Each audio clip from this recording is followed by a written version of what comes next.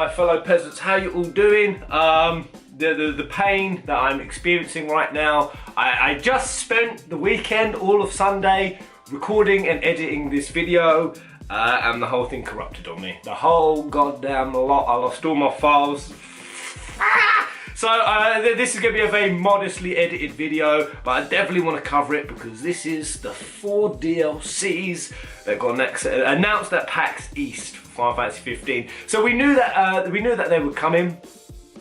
We knew that one of theirs was going to be episode Ardyn. So I'm actually just trying to load this bad boy up. So episode Ardyn, it happening. As most of you know, even I'm getting a bit burnt out with these DLCs, but I'm just going to say that out front. I'm not going to say that for the rest of this video because I'm actually pretty excited for this. I know that everyone's just going to be harping on about it in the comment section. Oh my god, they're milking it. Oh my god, 2019. This should have all been in the original game. We get it. Everyone knows the DLC is pretty damn grossly bloated at this point. So there's no real point in continuing going on about it. If you're not really interested in these 4 DLCs coming in 2019, you might as well skip video. They've given us a few descriptions. So Ardyn's was called the Conflict of the Sage, or it will be called the Conflict of the Sage. The Sage. I mean, I don't know if I guess the Conflict of the Sage could be relating to his brother, the Sage, because he's called the Mystic King, Somnus. Supposedly his name is. Still fucking no idea who Azunia is. And it says it will portray the struggle of Ardyn. Witness the resentment he harboured towards Lucis for over 2,000 years and his clashes with the Astrals. I've got to say, of all of these DLCs, that's the one I've been asking for a long time. I'm actually really excited about it. I'm also very ill still. Oh, Jesus. I should go to the doctor. This is the one that I've been saying I want for a long time. In fact, when we had that survey, I said that episode Ifrit and episode Ardyn, when they're saying which ones would we want, got this little piece of hair here, is really pissing me off. I was saying I don't know why they're separate. Like, I feel like they could be conjoined, and that's what I really hope episode Ardyn goes into. Not just the betrayal of Somnus, and even just talking about that briefly, I really hope that Square Enix don't do what they've done with the rest of 15 and just go into the betrayal in kind of out of context echo chamber, aka don't tee us up the relationship between Ardyn and his brother. I can really see that happening. Like, I can really see them not laying down the foundation or going back to when they were kids because it was too much work for the Luminous engine, which is kind of the disappointing thing about having something like a Luminous engine, even though Tabba is getting his own studio now. I have heard that story. It is disappointing that you just kind of know you're never gonna get certain really important parts of the story simply because it'd be too hard to do. To take, for example, Final Fantasy 4, between Golbez and Cecil. We saw them when they were kids, even just for 20 seconds. And it added so much context to these brothers who were fighting. And sorry if you didn't want spoilers for FF4. I know it was just like really, really brief. You just kind of know you're not going to get that with FF15. So I'll see how that goes, see if it's impactful. In terms of the Astrals, this is one that I really hope, and I really feel has been missing, and I'll say definitely need to be in the base game, is what do the Astrals actually think? How do they differ? You know, we had Titan holding up a meteor, and there was kind of, Pitios made it seem like maybe Ifrit brought them down. Why was he there? Why is he holding it up? What's Leviathan's role? Is Bahamut the good guy? This whole thing, and even talking about Bahamut, but this is one of the other really interesting things I hope we finally get an answer for. Does anyone remember Nadir? Anyone remember that? I think it was a quote at the end of, what was it? Was it episode Dusk Guy? I think it said, "These stones divine, live long by line, eat cheese and toasty paninis all of the time." It was something like that, and then it said Nadir, and because it was somebody bestowing the crystal, in fact I'll show you it. The kind of guy with the green armour and the wings, I kind of feel like he's whoever this Nadir was, because he was saying that, he would be saying that during the ritual. Is that just like a messenger form of Bahamut? I like how Gentiana is for Shiva. So maybe if we go back into this, we'll have Nadir, and I know why he was chained up, like Ardyn was chained up and things. So really exciting DLC, that one. But moving on next, and this is where Square Enix have decided just a pure crowd pleaser, but actually still one that I was asking a lot of, and that is episode Aranea. Now, this isn't actually called episode 2, weirdly enough. They've called Ardyn episode 1, but they've just called this episode side story. And I guess it's just because it's a smaller story, or less cutscenes, or less combat, I don't know. But this will focus on Aranea, Highwind of the Niflheim Empire, and will focus on the Star Scourge disease, the final day of the Empire. Turns out to be Aranea's worst day. Square Enix teased. Yes, I've been saying this also for a very long time, that in terms of from Niflheim's point of view, we didn't see it, you didn't show us it, and that would have been really cool, simply because I've always wanted, it's one of those things that's lingered from Versus. I don't buy into the idea that the Lucian Kings, or even any of Insomnia, are the good guys. You know, the whole nothing is either good or bad, only thing can makes it so from Versus, and then Kingsglaive really showed, you know, almost all the glaive turned on them. And there was definitely some crimes and sins, and then when 15 came in, they just kind of painted all of them as heroes. Regis, you know, they didn't really show why the Lucii were dickwads, and I really want to see that. I really want to see it from another perspective. And in terms of what Niflheim's last day is, I've been thinking about what that is. I guess that might be just before Immortalis, after Aranea and the bros went into the crypt, and she was going to have no doubts about the demons. Sort of between there and her leaving to help Prompto kill Immortalis, that's going to be Aranea's worst day. So the second, or technically third, but episode 2 is going to be, as Tabta also multiple times teased, episode Lunafreya. Woo-hoo-hoo. And this, I'm just going, this is going to be the clincher. This is going to be the one that, you know, Lunafreya has been the most controversial topic of this entire game, I feel, and they've tried to do her justice and failed terribly every time, just with like miserable little cutscenes that don't really add anything. This is going to be the one that if you don't get this right, holy shit, I think even I'll be out at this point. All my spine tingles at the thought of all the different magic and light attacks. Hopefully they can even throw Shiva in, that'd be orgasmic. And it says, this is titled The Choice of Freedom. And it says, the story is about Luna's fate, which not even death can free her from. Her battle to save the one she loves overturns the destiny dealt to the Lucian King. When I read that, I felt rigor mortis shoot into my body. What do you mean overturns the destiny dealt? So, the destiny dealt to Noctis, what was it? It was him dying. He had to sacrifice himself, and you know, despite all of 15's flaws, that was one of the things that I really respected about the game. They have followed through with killing off its main characters in super savage. And when Tabata came out and said that he was going to be asking fans whether they'd like to see a happy ending or a sad ending, no. I mean, I said they would pick happy. And it looks like he has gone around asking people, and inevitably, like I said it would, the fans have said they want a happy ending, just like the comments all said. And lo and behold, it looks like they're going to get Lunafreya to go in and overturn Noctis' death. Pissing undermine the entirety of original 15. I don't even know what to say. I mean, Final Fantasy endings are so iconic, and they're always supposed to be the most striking. Like, everything builds up to that moment and it punches. And to now think that they're looking to overturn it, and it doesn't surprise me, because I started getting suspicious way back when I did that Regis controls time theory, that they started this whole alternate timelines, that the Omen was an alternate timeline, that time is malleable, whether they're paradoxes, divergent paths, or whether they're just Square Enix, I don't know. And then episode Ignis came out and confirmed that pretty much. So they added this entire change to episode Ignis, but we still don't have an explanation for it. So I'll quickly finish this all off. So we've got episode Lunafreya, then we're going to have something called The Final Strike, which is episode Noctis, and it's him parting ways with the Astrals as he embarks upon his final battle in order to attain the ideal future for all his people. I mean, and then even at the end of that, I forgot, there's even then like a fifth one, and it's called the Grand Alternate Finale. The Grand Alternate Finale. I mean, what are you doing, Square?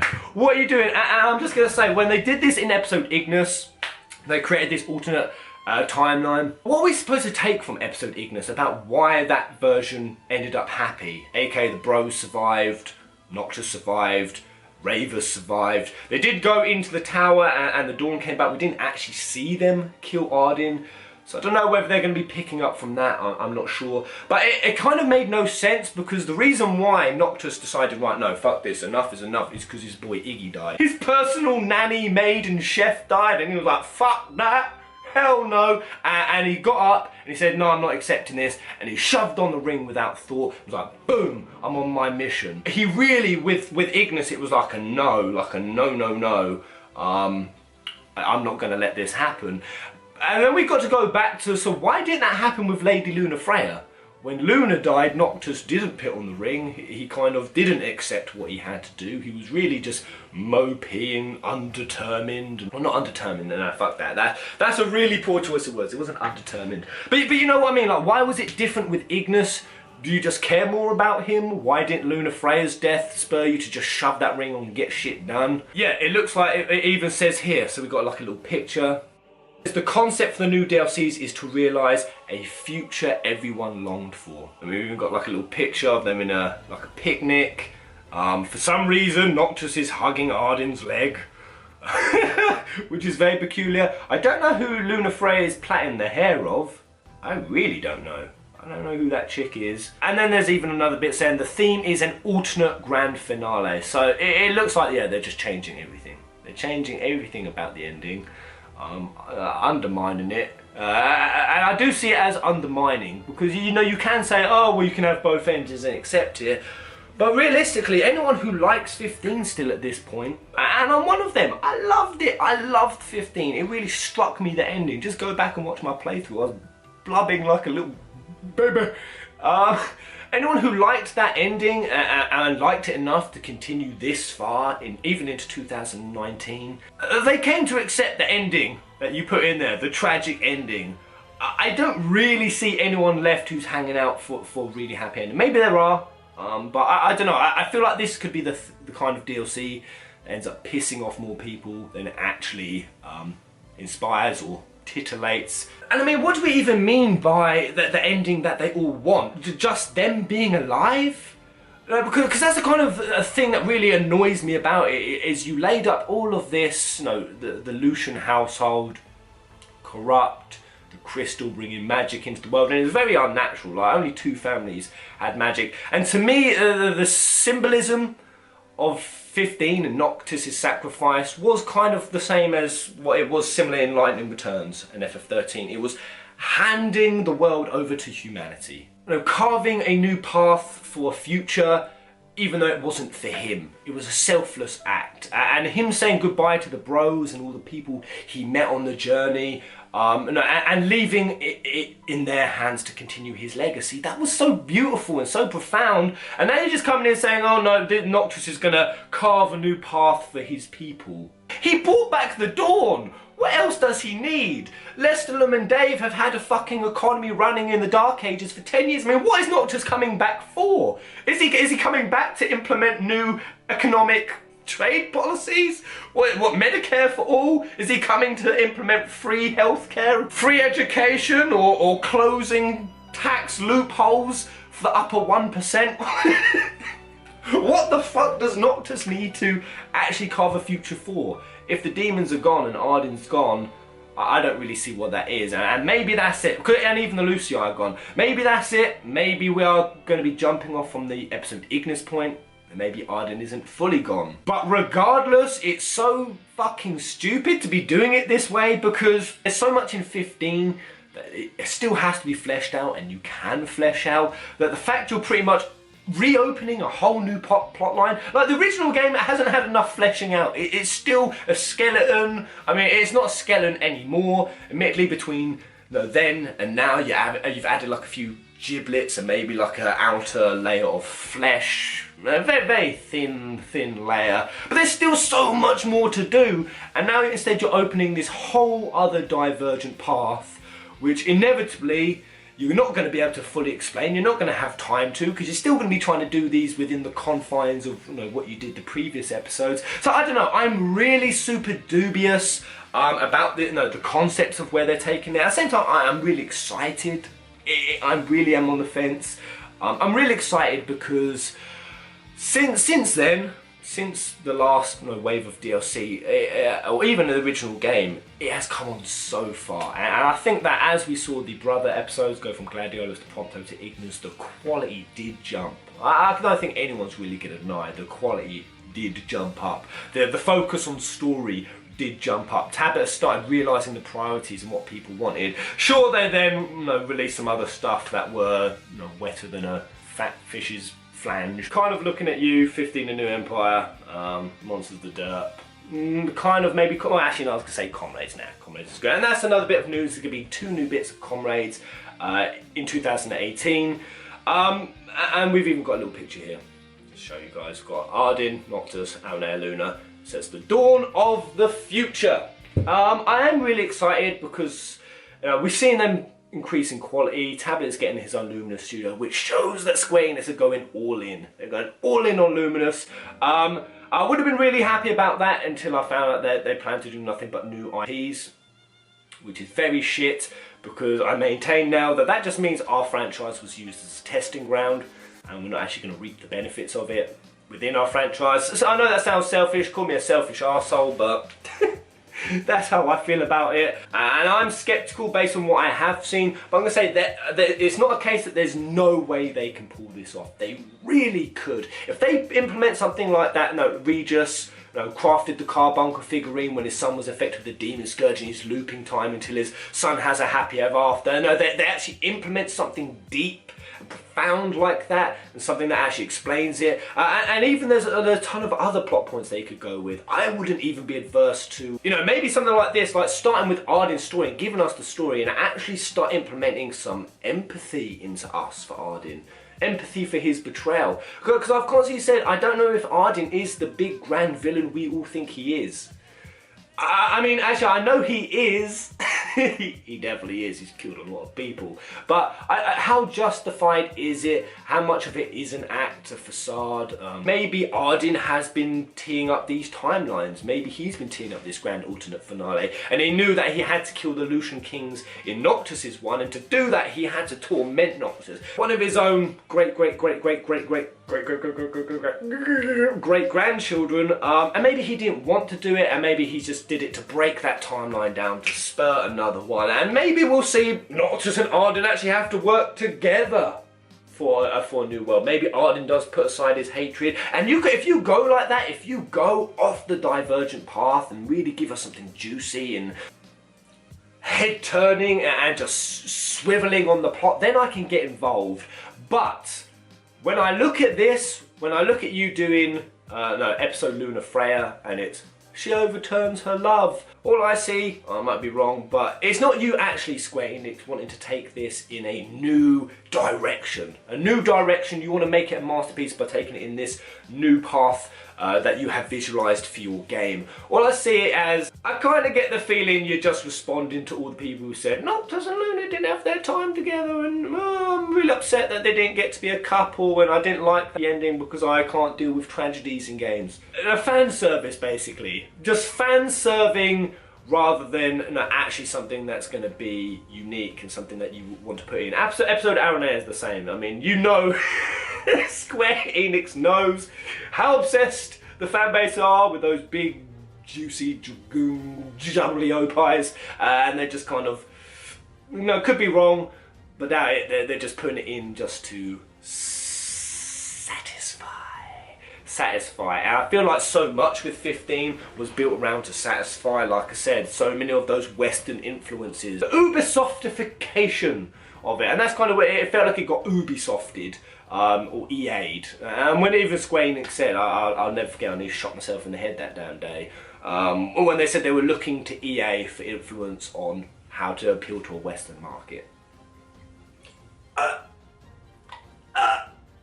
That's what I think of that. I'm a super blend mix of excitement and I think justified skepticism, but I'm going to play them regardless. So there it is, episode episode Ardyn, followed by episode Aranea, small side story, episode Luna, episode Noctis, and grand alternate finale. Fuck me.